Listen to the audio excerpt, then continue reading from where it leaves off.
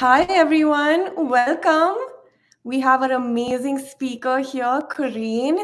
Corrine Stewart is the director of programming at G Code. She volunteered for Black Girls Code Miami, then became tech lead, hoping to increase the number of underrepresented women enter into tech careers. That's so amazing. She has facilitated career and scholarship workshops at Girl Develop It. We're so excited to welcome Corrine, who will lead a workshop on building a technical resume. This is so important. All of us struggle with it, especially when we've been in the workforce for a certain amount of time or even when we just graduated. So, Corinne, your session is going to be super important for all of us. Hopefully I can give a lot of gems and people can walk away knowing exactly how to start their resume. So thank you Yeah, so much, Sukrita. I really appreciate the welcome. Thank you. thank you. So I'm going to start sharing my screen. So welcome everyone. Welcome to Building Your Technical Resume. My name is Corrine Stewart.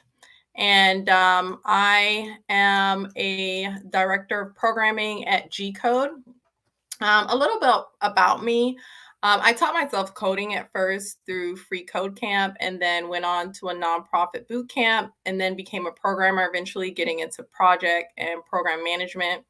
It was a contrasting journey for me through and through as I did not know anyone in tech. When I decided to begin prepping for a career in tech, I only wish that I had received this information when I was starting out. It would have been a easier transition for me. Um, I have spent a significant time around career preparation and have worked hand in hand with recruiters. This presentation is just the culmination of information I've acquired over the 10 years. And this has helped my mentees tremendously. Before we go on, I just want to say you are here because you want to invest in yourself. And it requires time and effort and introspection to become your best self. So please take a moment to give yourself a hug for the great job that you're doing. So let's just get into it. What is a technical resume? A resume is a snapshot of a person's professional background, education, certifications, and work experience. But a technical resume has to specifically emphasize technical skills. It should include your technical expertise and knowledge in various areas such as programming, languages, databases, software development methodologies, networking, and other technical domains. It should include details about your specific projects, certifications that you hold, and other relevant technical accomplishments. This resume should be a succinct story about your past work life and a hint at what you desire for your future work life. And we'll get into that a little bit later. All right, so these are the three types of resumes that you can use. And I mean, there's a whole host of different resume templates that you can use, but these are the three that recruiters are used to seeing. So you have reverse chronological resume, functional resume, and combination resume. And I'll be giving a brief explanation of what they are and show you what they look like. So this is the reverse chronological resume. These resumes are the most frequently used. Most recruiters expect to see these. They are easier to read. These resumes start by listing each of your past jobs in reverse order, your recent position being first, and then for each job title, you would provide the employer employment year and the basic requirements or accomplishments of each job. You would also provide performance figures wherever possible. This is a functional resume. This resume focuses on a person's skills and abilities rather than their chronological work history. It's used when there are gaps in employment history or when a person is changing careers and wants to highlight transferable skills. It helps a person stand out from other candidates by emphasizing their unique skills and experiences rather than just your work history. And it starts by listing your core competencies or areas of expertise and talent. It would then follow up with a short summary of past job titles. And here we have the combination formatted resume, which showcases both skills and experience equally, downplays the employment gaps, shows career progression by providing a chronological work history, and can target specific job postings through tailoring to specific job postings by emphasizing skills and experiences that are most relevant to the job. So with this resume, you demonstrate that you have the right industry transferable skills, even if you haven't actually had the title. As you can see, the format allows more for space for skills and the description for those skills more so than the reverse chronological resume. All right. Now, for today's session, we're just going to be focusing on the standard reverse chronological resume, the one that everyone's used to seeing and all that entails.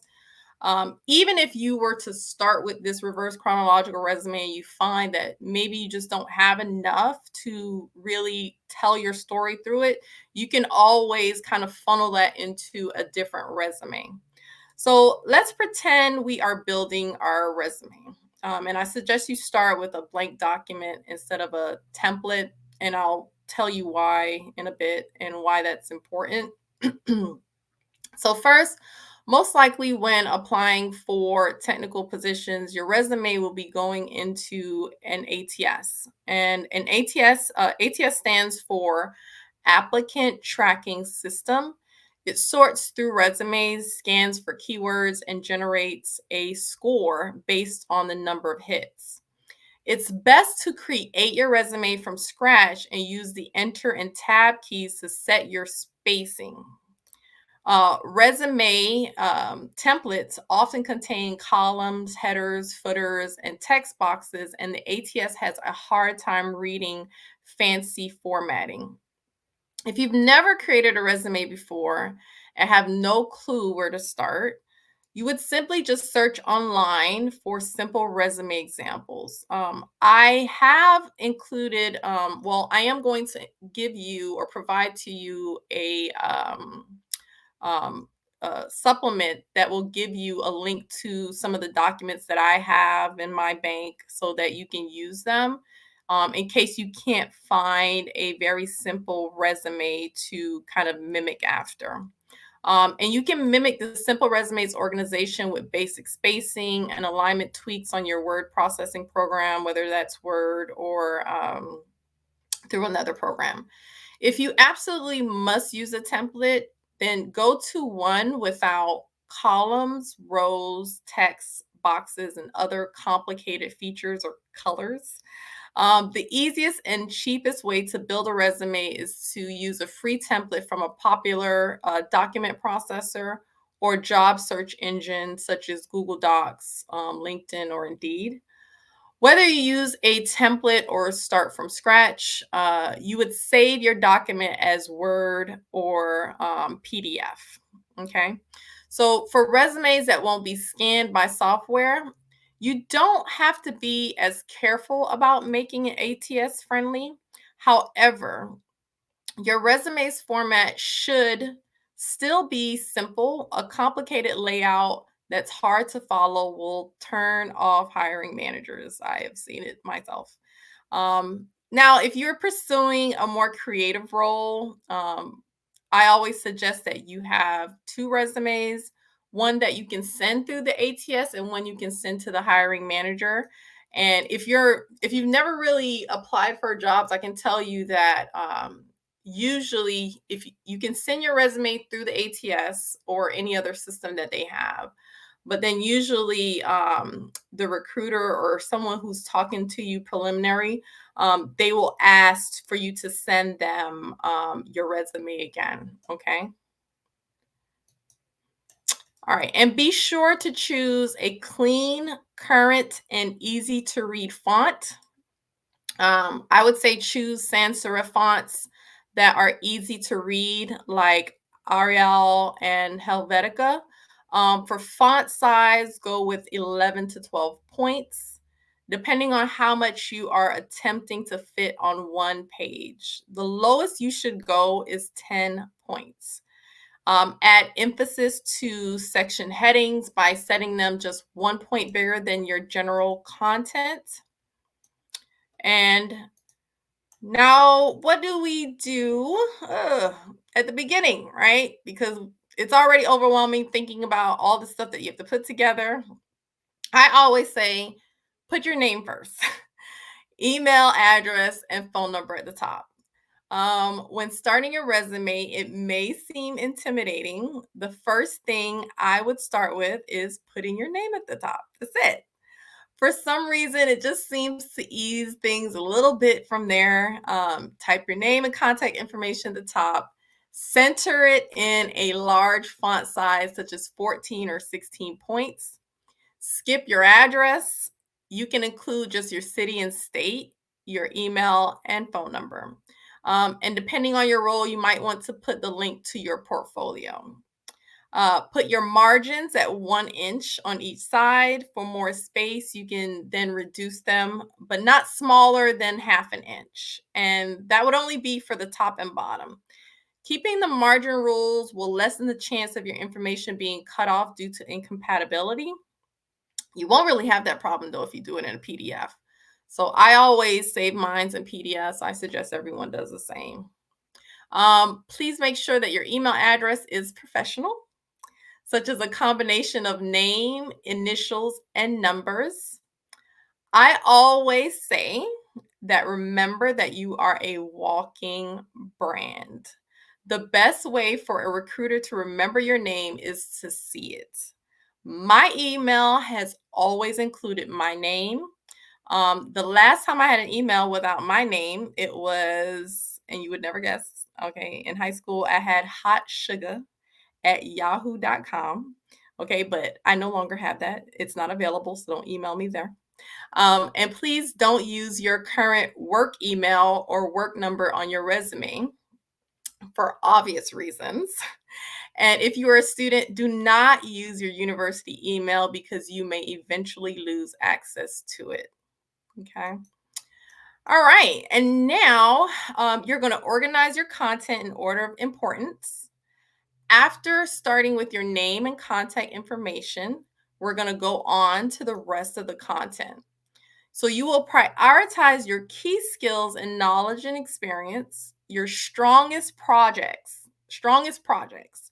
Most resumes are in reverse chronological order, but don't use that if your prior experience is more irrelevant than your current position. You can use another method like a combination or functional resume that I've shown you previously, and that you can get that template from the document that I'm going to provide to you. So towards the top under your contact information, you should write a heading, which could be summary or objective. You don't have to actually write summary or objective. You can just write it. It is up to you, but this is where you would write your professional statement. And I think that it's really great to have a professional statement. I think that when recruiters see professional statements, their eyes go right to it, because if you're able to really kick out a really great professional statement, it summarizes your whole resume. It just makes things easier for recruiters. Okay. You would use an objective in your resume if you're straight out of college or want to bring attention to the fact that you want to transition to a new role. For example, you're moving from a position of teaching to front-end web development. After professional statement, we're going to move on to your work history. You can name it professional experience, relevant experience, or work history. After experiences, you would then have a heading titled education or education and training or education certifications, whichever is more relevant to your resume. And it's important for you to use spacing, bold, italics, underlining, and capitalization consistently. To add emphasis for your headings, select a slightly bigger font size than your general content and set them to bold. Capitalizing them can also make your content stand out. As for your subheadings, such as company names and positions held, use bold and italics to set these apart from general content. You can come up with your own ways to emphasize sections and headings, but make sure you're consistent. If you bold a name, a company name, all other organizations must appear in bold. If you italicize a position, all other positions held must be italicized. Okay. And now we're going to begin to kind of destruct the headings. Highlight your strengths in the summary or objective. It's good to include keywords that will generate hits on the tracking software, and make sure that your keywords are coming straight from the job description. Um, it should be one or two sentences that highlight your experiences, key skills, and traits. If you have issues coming up with a summary, write your experience section first.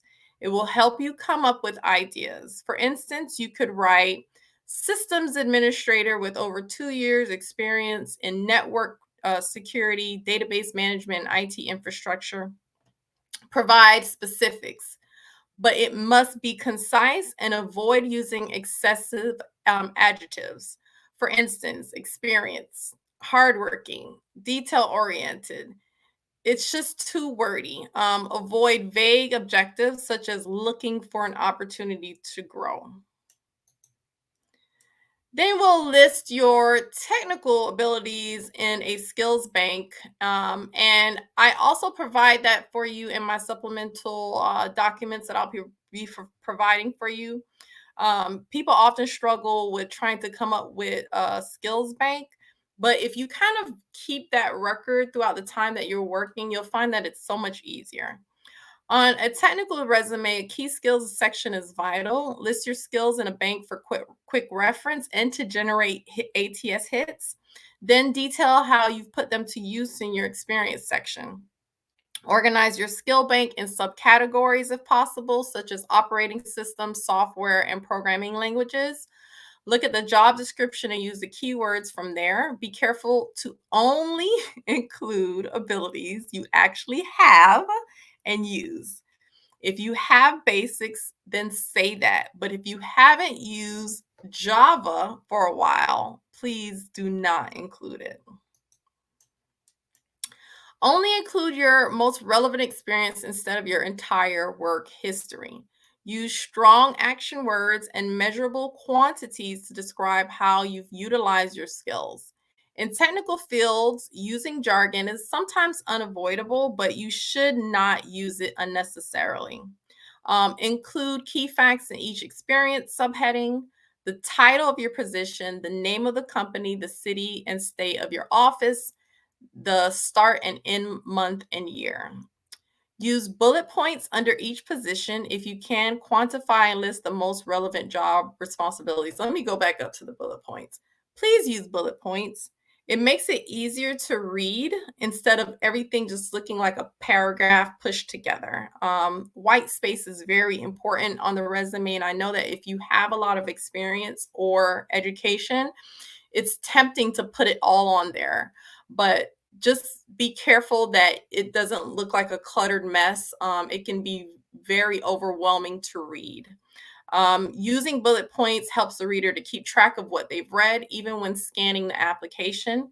Um, Use strong verbs such as designed or implemented instead of writing, responsible for, or duties include. Write verbs in present tense for current jobs. Use past tense for prior experience. Make sure to emphasize measurable accomplishments instead of just listing duties. Focus your content on actions, results, and how you made a difference in past positions. It can be really hard to think of all your accomplishments off the top of your head. So get in the habit of keeping what I refer to as a brag book. This is just an achievement journal where you would write an entry anytime you are assigned to one off projects, you accomplish writing a new program, solve an issue that's been frustrating your employer or client, implement waste reducing or improvement of processes, or spearhead a campaign. So back to the resume, be sure to include awards and specify if business value was added if known. Please, when you are introducing something new or you're spearheading a campaign, try to get what the business value is.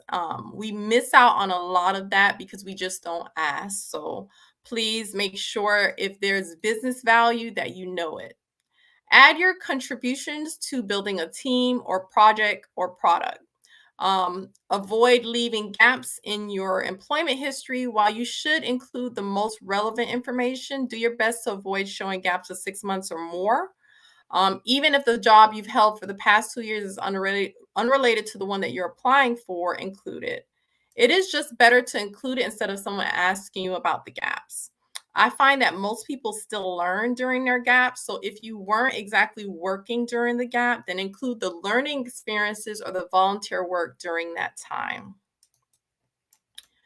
All right. And if you don't have much experience or you're a recent graduate, start with the skills bank, then the education section, followed by any internships, academic projects, freelance work, or other related experience. If you've held at least 2 or 3 relevant positions, put your experience section before education. Make sure to include your college or university, your degree, and any accolades that you've received. Do not include your GPA or year of graduation unless you're a recent graduate. Just leave it off. If you have a lot of certifications, there's no need to put your bachelor's unless it is relevant to the position. These are for the people who are transitioning. If you have a lot of education experience already, there's really no need for you to put your bachelor's. It depends. Okay. If you're still enrolled in school, include the year you expect to graduate. And that goes for certifications too. List the degrees in descending order of relevance and advancement. And again, do not list multiple degrees or certifications if it's not relevant. You can add a section for training and certifications if necessary and if you have the room. Because when you're thinking about a resume, it is like a treasured landscape where if it should only be put on your resume if it's relevant to the job that you're applying for. All right. Now, if you have one or two, more than 1 or 2 certifications, you can put them in a separate section titled training and certification. Mention the title, certifying authority, and date of the certification. Make sure to tailor your resume to specific job postings. And as tedious as it sounds, you need to customize your resume for each job application. The best hack I have strategically figured out is find out the 3 job roles that you want to do the most and only apply to those positions instead of being all over the place and applying to 30 different job roles. I find that people who are strategic about their job search get less stressed, even though they have less interviews, and they get less frustrated. Um, but you are being laser focused on those 3 jobs, allowing you more space and time to genuinely connect, and network for the roles that you are actually desiring. All right. So make sure you read the job posting carefully, identify the skills it lists, and edit your resume so it targets that specific position. Say, for instance, if a job description lists project management skills and your resume is thin in that area, you'll need to include details that are true about executing a project through from start to finish. Keep a master copy of your resume that includes all your past positions and technical skills. And from there, when you apply for a job, customize that master copy, then save it as a new document with the title you're applying for and the date. So the general rule for resumes is to try and fit it onto one page. If you have more than 7 years, it is okay for you to have 2 pages. Name your resume, your name, job role, don't name it resume. Please do not name it resume. Please, please, please, please. For everyone out there who are looking at resumes right now, they're celebrating, because please do not name it resume. Because when we go back to look for your resume, we have to kind of dig through a database of resume.pdf or resume.doc, and it can be a very painful effort. Okay. Um, so try to submit your resume in PDF format. And I am going to include and provide the link for you. And that's about it. If anyone has any questions, I am open to that. I am going to include I know that's a lot for a resume, right? Oh, but I see people saying thank you for the transitioning advice. Yes. And that link that I just provided for you actually has a resume for a teacher transitioning into tech. And although you may not be a teacher, you would find it helpful if you're transitioning into tech. All right. And let me give you my contact information as well. Let me see if we have any questions. Okay, I always encourage students to include the links to their LinkedIn and GitHub profiles on the resume. Do recruiters and or hiring managers actually look at these? I am glad that you asked that, because they look at it. Okay. Even when I look at resumes, if someone includes their LinkedIn, I go straight to it. I don't even know if I spend 6 seconds on the resume. I go straight to the LinkedIn. Now, I do look at both, but it's just something about having that LinkedIn profile on there that makes you want to look at that. And the GitHub profiles, if you have a technical position, they do look at GitHub profiles. Now, I can't promise you how long they look at them, but they do look at them. Okay. So, yes, if you have a LinkedIn profile, and I shouldn't be saying if you should have a LinkedIn profile. If you don't have a LinkedIn profile, I need you to create one today. Okay. Let's see. I was already asked on the feed, but I joined the question. What about resume's length? And I think I answered that. What should be on the LinkedIn profile if this is more important than resume? So I'm not saying that it's more important than the resume. I'm just saying in combination with your resume, you should have a LinkedIn profile. Number one, it makes things so much easier for networking. Okay. When you can put everything on your LinkedIn profile, you can just network with your LinkedIn profile. I give out my LinkedIn profile to almost everyone that I meet. So it's just such an easy tool to use. So it's not, I just want to reiterate, it's not more important than your resume. Okay. You have to take time to work on your resume. But you should have a LinkedIn profile and try to get some connections. You don't have to be on it every day, but try to get some connections. If you are a job seeker and you are not on LinkedIn, you are missing out. Um, just the information alone that I get on LinkedIn from the recruiters, and I have so many recruiters on my LinkedIn feed, the information that they give out for free is crazy. So you should be on LinkedIn. Should you put every single job you've had on your LinkedIn? Absolutely not. Treat your LinkedIn like you would your resume. Everything should be geared towards what you're looking for on your LinkedIn and your resume.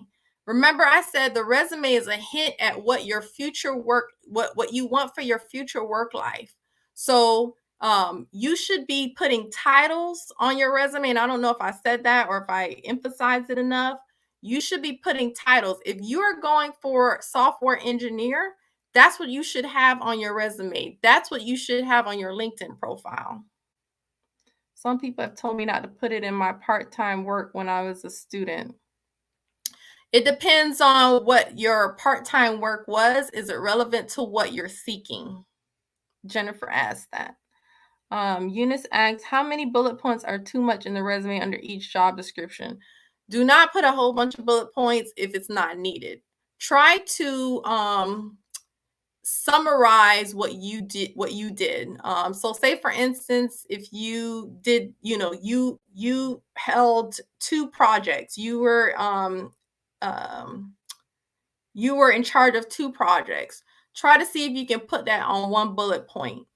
If you have had a lot of responsibilities, try to see how you can summarize that as much as possible. But you shouldn't have two or three. All right. I've seen resumes like that. Don't have two or three bullet points because that's crazy. Let's see. Does relevant projects play a role in a technical resume if you are a career changer or early career? It depends on what the relevant projects are.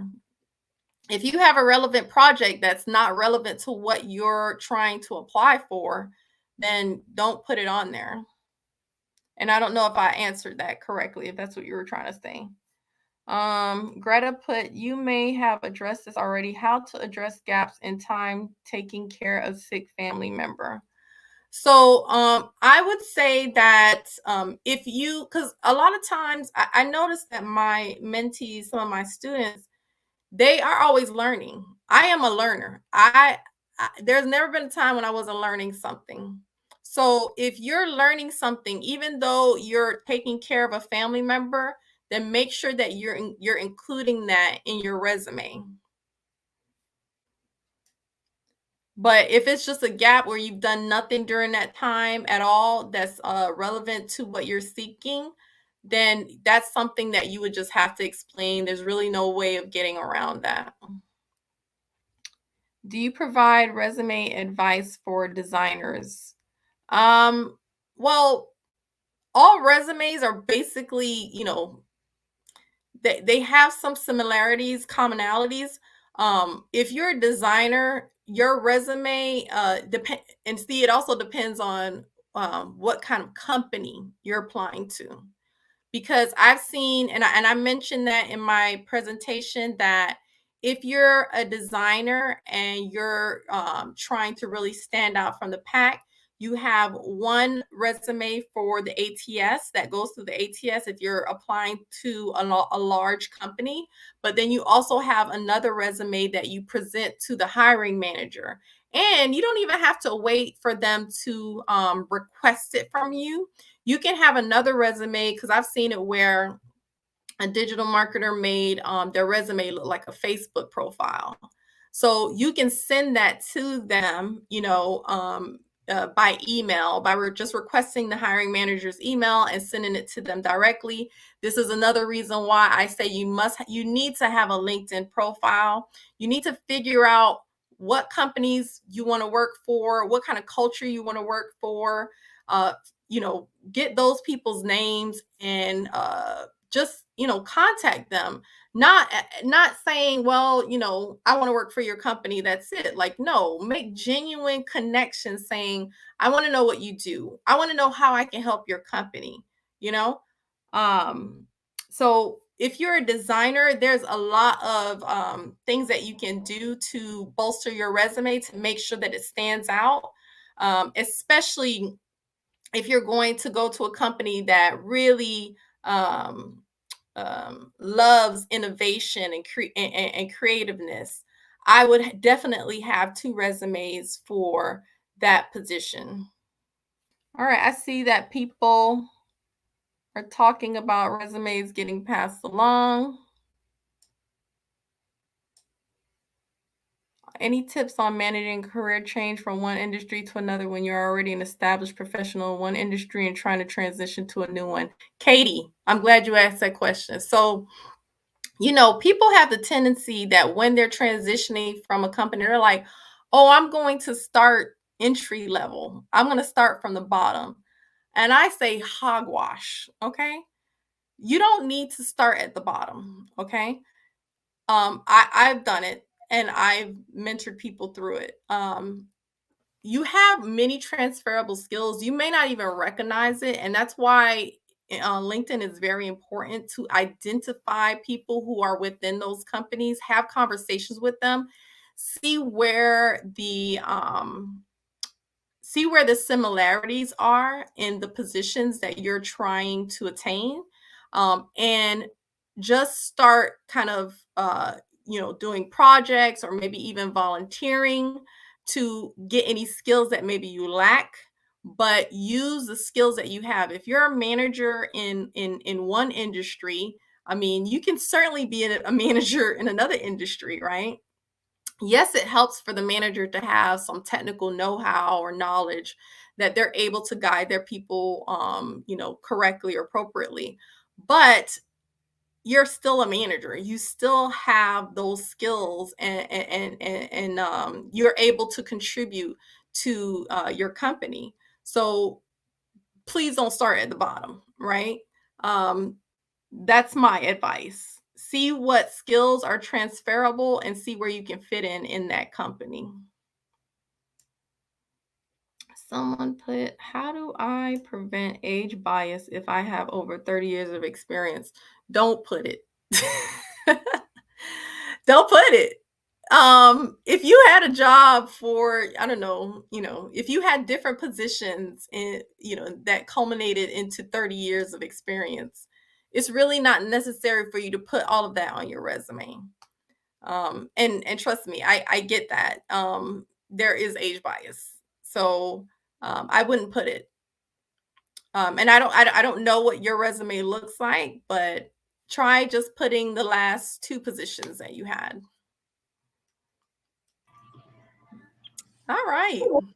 This was wonderful. I see all the comments and the questions. So engaging and, a really insightful workshop. Thank you so much. Oh, no, thank you. It's a pleasure. Thank you.